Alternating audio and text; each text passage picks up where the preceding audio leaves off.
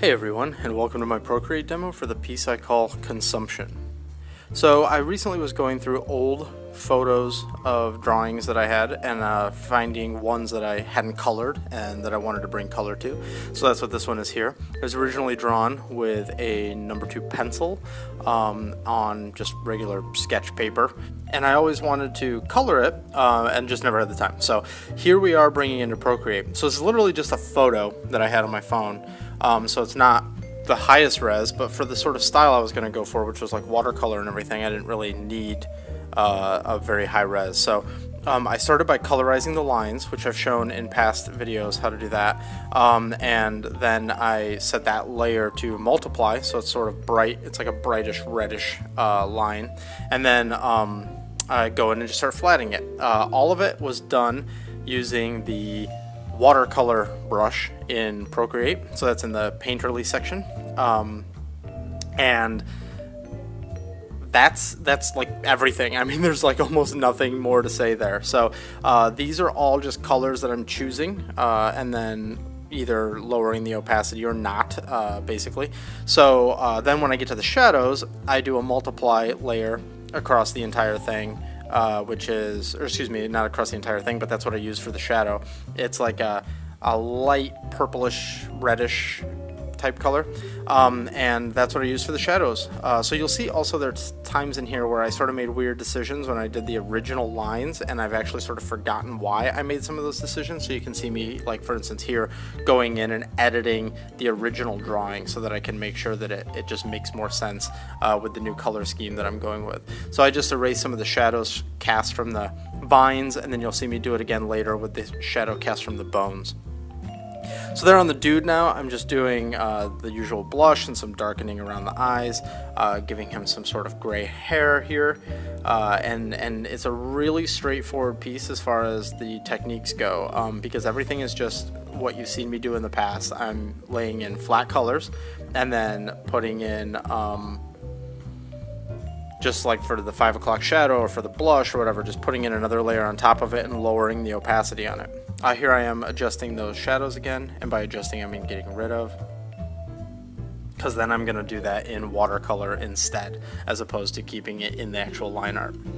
Now here I am testing out the watercolor brush so that I can see how I'm going to change it. So what I basically did was I just made it so that it would lay down lighter and not quite so heavy. That's all I did with it, and that's what you're seeing here. So this is a slightly modified watercolor brush that already comes in Procreate, and then I was just adjusting how much paint sort of gets laid down. So here you see me going in and putting the shadows in again, the cast shadows from the objects that I had eliminated from the line art earlier.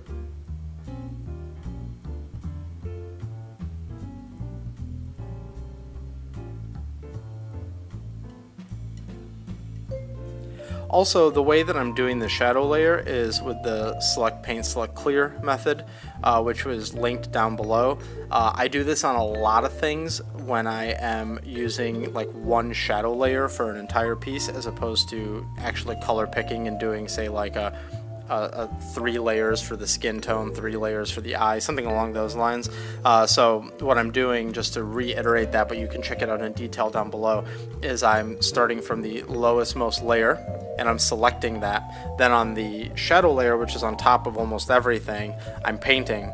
Then I go to like the next layer up and I select it, and then I clear from the shadow layer so that it doesn't have any shadow on it anymore, and then I select that layer again as my trap, and then I go back to the shadow layer and paint, and I just repeat that process all the way up through my layer stack. So like I said, down below that is linked, so you can see exactly how I do it there, and you can do that method. In that video I do it using like a soft airbrush, but as you can see I'm doing it here with watercolor. You can do it with like anything, any method like that. In fact, there's even reasons to do it another way. So as I've said in past videos, I encourage you to take techniques like that and just find ways to make them work for you, as opposed to keeping them so prescriptive and just exactly the way that they're explained. Try to find special ways to do it.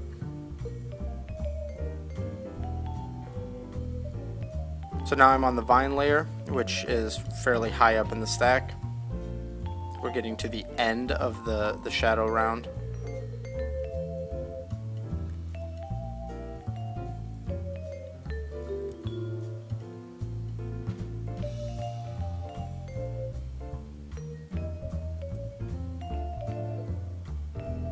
So what you just saw there was just a bunch of small adjustments that flash by. They're really not anything significant to reference, otherwise I would make sure that I reference them. Here I'm going through and damaging the piece so that it's got some smears and some streaks, and then I'm adding in a rim light. Just a little bit though, I didn't go too crazy with it in this one. I wanted it to be somewhat subtle, so she's got a rim light on her face there, and he's got a rim light on the side of his face. And then I put this sort of halo effect around the entire thing. All it is I take the same brush that I'm using for like everything, and I just paint a very light color. In this case, it's like a near white. It's not a perfect white. And I'm just sort of going around the entire edging of the whole thing to give it a little bit of a highlighted effect, I guess you could say. This is a very simple piece, which is why I don't have a whole lot to say about it. On the next one that I do, we're going to be getting into a lot of rendering techniques, so you'll see that in a second. And so then just finish it off with the signature, and then I shrunk it down because it was too big. So that's it.